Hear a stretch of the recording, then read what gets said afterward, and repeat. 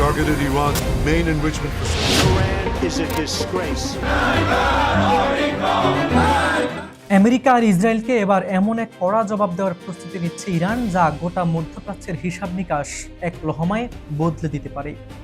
আপনি যদি ভেবে থাকেন ইরান আগের যুদ্ধের অস্ত্র দিয়েই আবারও লড়াইয়ে নামবে, তবে আপনি সম্পূর্ণ ভুল ভাবছেন।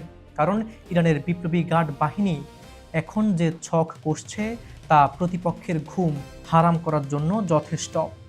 পর্দার আড়ালে আসলে কি সামরিক প্রস্তুতি নিচ্ছে তেহরান, জানতে ভিডিওটি শেষ পর্যন্ত দেখুন।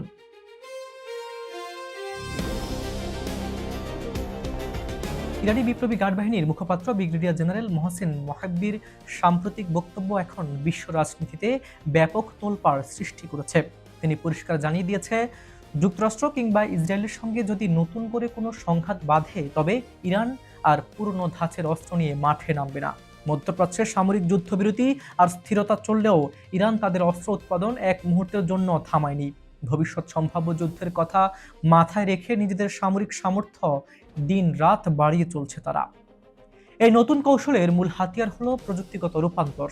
ইরান তাদের ক্ষেপণাস্ত্রগুলোতে যুক্ত করেছে নতুন প্রজন্মের অত্যাধুনিক ওয়ারহেড, যার ধ্বংস ক্ষমতা আগের যে কোনো সময়ের তুলনায় বহু গুণ বেশি।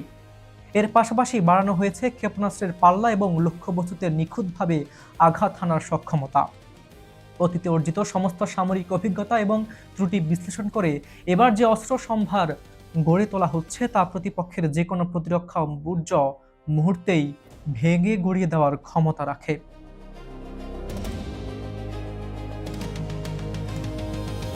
ইরানের বিপ্লবী গার্ড বাহিনীর এই অবস্থান মূলত ওয়াশিংটন ও তেল আবিবের জন্য এক শক্তিশালী কৌশলগত সতর্কবার্তা। ইরান বুঝিয়ে দিয়েছে, পরবর্তী যুদ্ধ শুরু হলে অতীতের সামরিক ক্ষমতার সমীকরণ দিয়ে তাদের আর মাপা যাবে না। ভিন্ন কৌশল, অপ্রতিরোধ প্রযুক্তি এবং অবিশ্বাস্য বিধ্বংসী ক্ষমতা প্রয়োগ করে শত্রু ভাবাপন্ন দেশগুলোর সামনে সম্পূর্ণ নতুন এবং ভয়াবহ এক সামরিক চ্যালেঞ্জ তৈরি করাই এখন তেহরানের মূল লক্ষ্য। সুতরাং লড়াই যদি শুরুতেই হয়, তবে এবার আর মধ্যপ্রাচ্যে শুধুই ছায়াযুদ্ধের খেলা চলবে না। প্রতিপক্ষের এক একটি ভুলের চরম মূল্য দিতে হবে আধুনিক অস্ত্রের এই ভয়াবহ শক্তিতে। ইরান কি পারবে বিশ্ব রাজনীতিতে নিজেদের এই নতুন শক্তির জানান দিয়ে চালকের আসনে বসতে, নাকি শুরু হতে যাচ্ছে আরও রক্তক্ষয়ী মহাযুদ্ধ? আপনার কি মনে হয় কমেন্ট করে জানান।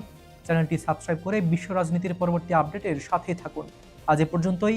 আমি হাবিবুর রহমান নিশান আজ এখানে বিদায় নিচ্ছি। দেখা হচ্ছে পরবর্তী ভিডিওতে নতুন কোনো ইস্যু নিয়ে। ততক্ষণ পর্যন্ত ভালো থাকুন, সুস্থ থাকুন। আল্লাহ হাফিজ।